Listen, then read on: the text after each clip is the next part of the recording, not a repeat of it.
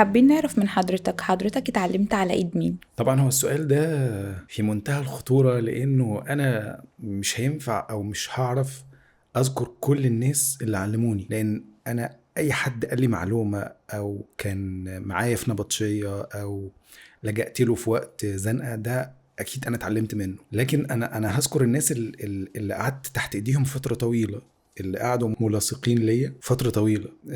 وأتمنى إن أنا يعني أكون موفق في الإجابة. يعني أولا بالنسبة لتخصص النساء والتوليد، أكتر حد كان ملاصق ليا واتعلمت منه بشكل مباشر في تخصص النساء والتوليد الدكتور ابو الدهب فريد، دكتور محمد عبد الرحمن الله يرحمه، وجودت على ايد الدكتور حسن طرباي. الدكتور حسن طرباي الله يرحمه ده كان استاذ من اكبر الاساتذه في طب الازهر، ومن توفيق ربنا ليا سبحانه وتعالى ان انا قعدت شغال معه حوالي 5 سنين. قعدت شغال معاه من 2006 لحد 2011.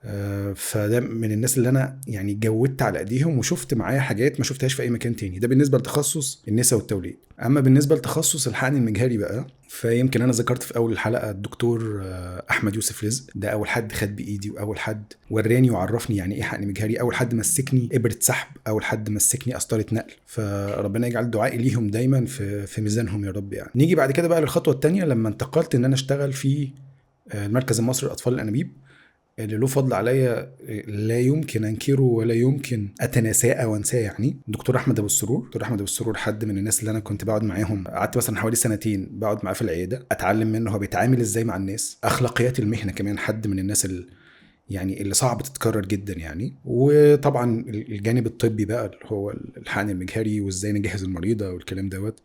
والدكتور جمال ابو السرور طبعا. دكتور جمال ابو السرور طبعا هو يعني مش محتاج ان انا اقول مين هو الدكتور جمال ابو السرور. يعني وانس انه يتذكر الحقن المجهري او يتذكر مجال تاخر الحمل عموما، لازم يتذكر 3: دكتور محمد ابو الغار، دكتور جمال ابو السرور، والدكتوره رجاء الله يرحمها. دول الناس اللي دخلوا الحقن المجهري مصر والشرق الاوسط وافريقيا. هم اول ناس دخلوا المجال دوت في بداياته خالص سنه 89 يعني.